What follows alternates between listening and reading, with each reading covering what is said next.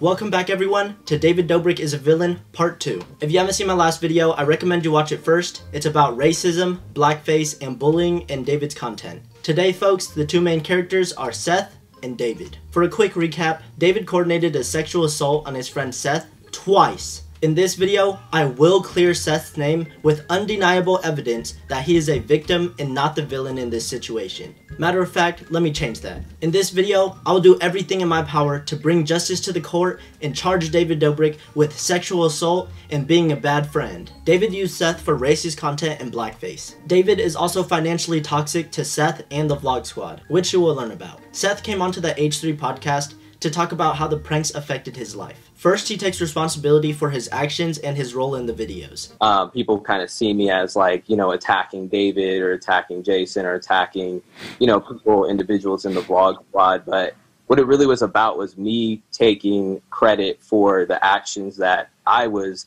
also participating in within those videos. I wanted to come out and say something to clear my own conscience from the things that I was doing and I was allowing to happen within David's content. But then it also brings up another conversation.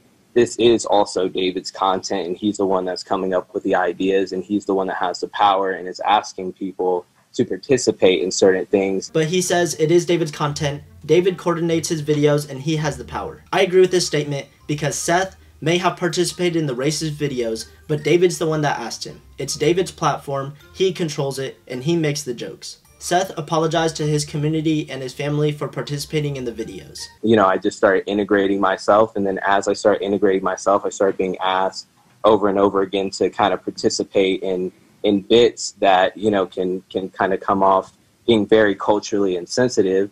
And, I wanted to, apologize mainly to my own community, but also my family and my friends that are the same ethnicity that know. He said he's trying to represent in the right way.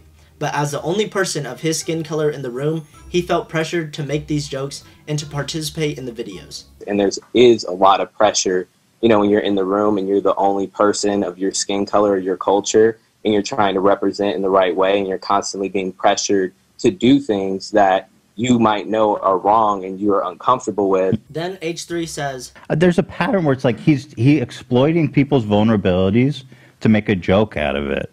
And then, once they start feeling uncomfortable with it, because, it is naturally exploitative. Like, once they feel uncomfortable with it, then he just discards them. I don't know. Doesn't sit right with me. Seth also confirms there's a pattern of this happening. It's kind of like an unwritten thing where you see a pattern of people saying like, yo, I'm uncomfortable with this. Hey, bro, like, this isn't really cool. That all of a sudden they just disappear and then they're not videos anymore. Seth also talked about the Black Lives Matter situation with Jason. He said Jason used King Batch and Kenny Knox to raise awareness for Black Lives Matter, but he never addressed his old racist content. During the Black Lives Matter movement, how Jason gets like, I forgot the other dude's name, but like King Batch and this other dude who's a YouTuber, in this YouTube video, and it's like, oh, it's time to make a change, They're my two black friends, and you're like, well, where were they when they actually had the opportunity to not stereotype me and just use me for my blackness? Where were David and Jason when they had the option not to stereotype black people? Now they just use black people to validate their own videos. Then he talks about how the pranks affected his life. I decided to kind of move out the state and move to Atlanta because so I end up moving to a different state to kind of get away from it. So it's not like people coming up to me left and right, bringing up a situation that is legitimately traumatizing. Wow. The sexual assault was so traumatizing, it caused him to move across the country just to escape the situation. So he moved to Atlanta. Then he explains what went down the night of the sexual assault. After he took off the mask, I was, it was a split decision. I was like, it's one or two things, like either be natural instincts and be the angry black guy in the room and start yelling at everyone and get physical or whatever that might entail, or I can kind of just, go along with it. Seth said he could be the one black guy in the room yelling at everyone being mad, or he could just go with it, and that's what he chose. It's just, even if I was homosexual and then they switched out the costume for a girl, that would you were still misled. Yeah, totally. It's just not what you consented. It's totally sexual battery. I agree with you. You were sexually assaulted by Jason. I really do think so. Yeah. And so the fact that you played along with it does not invalidate your feelings at all. So just because he went with it at the time, it doesn't discredit how he feels about it. He reached out to David and Jason before the H3 podcast and they didn't reply. Seth tried to address the situation without being on social media, but David didn't put him in a position to clear his own name. If David asked Seth to come on the Views podcast, he could have cleared both their names. He said the second time he got pranked, he felt like it was racially charged because they had him making out with a group of gorillas. And the only thing that David has is in the second video, which I feel like is racially charged because he has me making out with a group of gorillas in a room, which is also something that is race-driven. David paid for the whole set, he coordinated the video, and he handpicked to have Seth make out with a group of gorillas. And yeah, anyone can make the argument that he didn't know and it was an accident and it's not racist, but do you really think David doesn't know what he's doing? Then he goes on to talk about his view on Jason. Yeah, and then it's like I'm hearing other things like, about Jason, through certain credible sources that... AKA the Vlog Squad. He's sleeping with, 17-year-old girls at VidCon and, other people that, have different experiences with him where they feel like Jason has been very creepy and touchy with them. We have information about Jason being perverted in the last video, so it doesn't seem that far-fetched that he might get sexual pleasure from doing this prank, or that he may be sexually attracted to Seth. I don't know if Jason was secretly sexually attracted to me and wanted an excuse to, have a sexual act with me without me knowing, because if they knew that I would say yes to that, why would they have not asked? They knew I would, no, don't do this. Now we're going to talk about what led up to Seth coming onto the H3 podcast. Seth politely asked David to remove the videos because it caused him so much trauma. David offered money instead to keep the videos up. And, I politely asked him, I was like, I understand, everyone makes mistakes and, I don't feel like you hate me and, all this other stuff. But, I need you to take these videos down because they legitimately have caused me so much trauma. I just want to try to get away from it. And then he, offers to pay me money to keep the videos up. And then at that moment, I realized he's not a friend. And then I look a month later and then the videos are unlisted on his channel, so people could still watch it as long as they have the link instead of just privating it and taking it down. He unlisted the video, but if you liked it or you have the link, you can still watch it. I don't want this out there. And instead of respecting their wishes and understanding that it makes them uncomfortable, he turns it into a money thing. And money is power, right? That's influence. He's trying to influence them to do something they don't want to do. In Atlanta, he was looking for help with his business, but he got turned down by lots of companies because of those old racist videos. When I go to Atlanta, it's a predominantly African-American city, and, they're looking at all the videos that I have with David, whoa, this guy isn't, for black culture. He's over here blackface, he's over here doing all these, he's basically playing a coon in all these videos. And, it made it harder for me to get support out there. So him being the coon in the videos caused businesses to deny him help and resources. So Seth is getting backlash for these old racist videos and is negatively affecting his career. But on the other side of the spectrum, David's living lavish, enjoying his white privilege, and he's not facing any backlash. So who's really the evil one here? Seth, who takes responsibility, apologizes, and gets victim shamed? Or David, the person who coordinated these crimes and never took responsibility for his actions? Now we're going to talk about David Dobrik being financially toxic. Seth's job is to help people with connections and planning videos. Also behind the scenes, legitimately setting up his video content that is too much for him to handle, helping him, at Jason Nash's birthday party, getting him over 100 extras in 4 hours, booking 2 shuttles, getting music equipment, and also having to organize all this stuff while I'm in Atlanta. David and Seth work together frequently, but David paid him significantly less than his other clients. Yeah. Was he paying you at any point for that work? Yo, David, I need you to pay me to do this. I can't just, I can't even just do this for a YouTube plug or a shout out or anything like that. I actually need capital to keep this going. And then, of course, he did compensate me.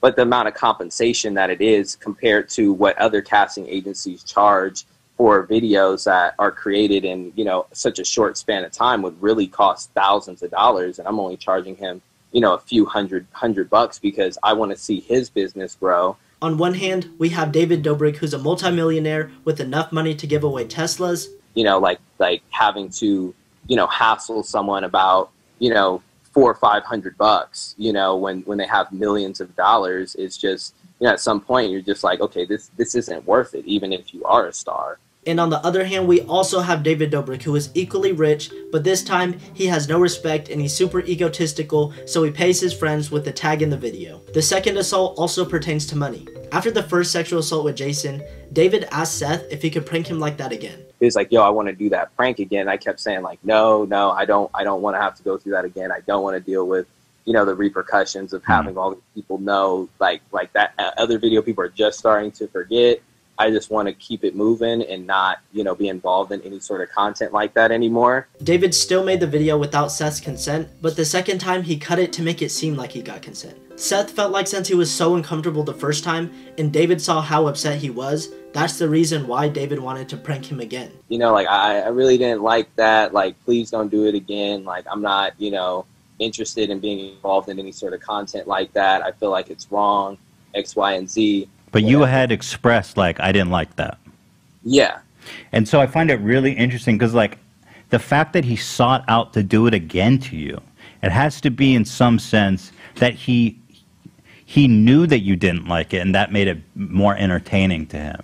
That he thought that it was better to try to get you again because you were so unhappy about the first time. Someone's like, oh, I'm afraid of snakes, and then he comes in with a snake. Oh, I don't like firecrackers. Oh, we're about to put you in a room with a bunch of firecrackers. It's like... Yeah, I mean, ironically, it's proof that he knew you didn't like it, right?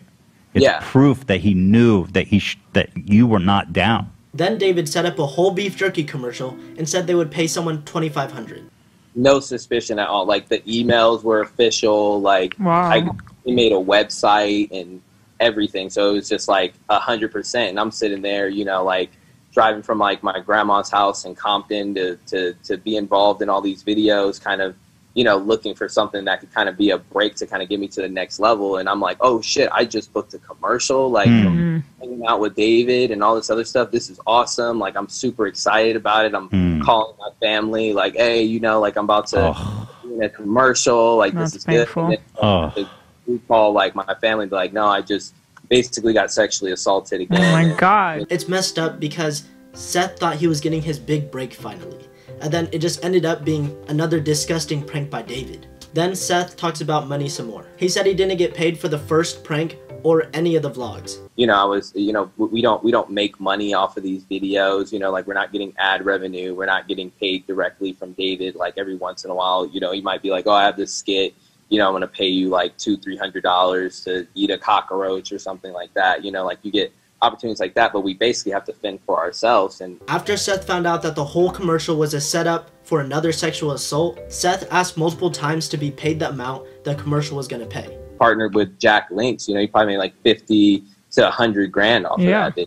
My jaw is on the floor. You got to think about the amount of cost that it takes to even make something like that. I mean, that probably cost me $1,000 just to set up with the cameras and the crew and getting everything. Let me ask you this: how much did he end up paying you? Was it the full $2,500? Yeah, for the second video. To this day, we don't know if David actually made money from that, but either way, David has plenty of money to pay his friends when they're literally the subject in his video. Seth said David set up a whole crew to mess up his life, and that's exactly what it was. Seth said he had to physically grab David to get him to pay the money before he leaves. David said, come on man, I'll tag you in the video. And he said, a tag's not gonna help him pay his bills this month, and a tag is not gonna help you eat. Seth was just sexually assaulted, and then he had to beg the person that sexually assaulted him to pay him. Since David did end up paying Seth, he was the last person to be tagged in the video, even though he's the subject of the video. And Seth is convinced his race is the reason why he's the victim of these pranks. He's seen how he acts towards other people of his color, and he believes there is correlation. On the Views podcast, hosted by David Dobrik and Jason Nash, they accused Seth of stealing $50,000 from them that was going towards building a pool. He accused you of stealing $50,000 from him to build an infinity pool. Were you aware of that? Yeah, I seen that video, yeah. So, one, that video is obviously taken down because it's not the true story of what actually happened. done correctly. And I have like receipts of the amount of money that was spent. And one, it wasn't over $50,000. It was like $10,000 or something like that for him to build a pool. And basically the guy who I recommended to build the pool, he just ended up running off and like moving. It was just one of those things like, how the fuck did this happen? Like, this is so bad. The contractor that Seth recommended for the pool ran off with the money, and David blamed it on Seth and said that he stole the money. It's like if I recommended you to go to a certain pizza place and then you go to the pizza place and they say that they're going to give you a pizza and then they don't. It doesn't mean that I took the money or I stole the money from you. It just means I gave you a bad recommendation that I did my research on to try to make sure that everything was. If one bad situation happened when he's constantly booking people, that doesn't mean he's not trustworthy. Seth has been with David since Vine. This was years before he was the big star he is now. Why would David slander his name and his business with false information? But most of all, make him look like a snake and a crook when he's always been there for you. It seems racially charged because David and Seth have been friends for years, and Seth makes one mistake and David was quick to jump to him stealing his money. It's like a news channel. When an African American is accused of a crime, they pull up mugshots, they pull up any other records that they can, any other crimes like speeding tickets to include in the headline. And if a white person is accused in the news, they put a picture of their family, they bring up what they do for the community, and they basically paint them as innocent. David's doing the same thing. You don't hear any media about his white friends causing problems, do you? But when his money goes missing from a recommendation from Seth, he was quick to paint him as a criminal. He decides to inflate the amount by 5 times and put Seth's face in the thumbnail, probably because of his skin color. I believe his race is the reason why David treats him so poorly. People are like, oh, don't be so sensitive, it's a joke. But you have to be racist to even come up with a blackface Vine. David had Seth make out with a group of gorillas, and you're gonna tell me it's not race driven? He also went on his podcast with false information just to make Seth look like a crook. Seth is another African American misrepresented in the media by someone he considered a close friend. Seth said he doesn't bring up late invoices or you asking for a discount just because you're David Dobrik, but when he makes one little mistake that's not even his fault, you are quick to jump on him as a criminal. H3 says it's messed up that Seth is the victim of 2 sexual assaults and David paints him as the bad guy. David could have reached out and apologized for what happened, but he doesn't want to. He called and texted them and they didn't reply or answer. David could stop the situation by addressing what he's done and owning up to it, but the situation's getting worse because he refuses to hurt his image. He could come back from that if he wanted, but instead, he's just letting it catch up to him. David Dobrik has made racist content. He coordinated 2 sexual assaults. He doesn't pay his friends, but he'll pay to mess up their life. Congrats to everyone who made it to the end of the video. Thank you for watching. If your friends love David Dobrik, send them this video.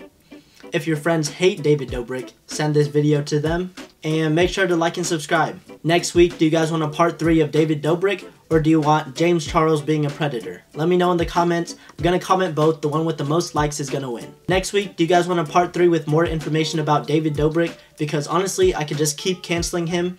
Or if you guys want to switch up, I'll throw in James Charles is a predator. I'm going to comment both. Whichever one gets the most likes is going to be the next video. Love you all. See you guys next time. Bop. Press the link, put your things to the side. Check it out, better like and subscribe. New video for your entertainment. They just blowing up, you can't contain it.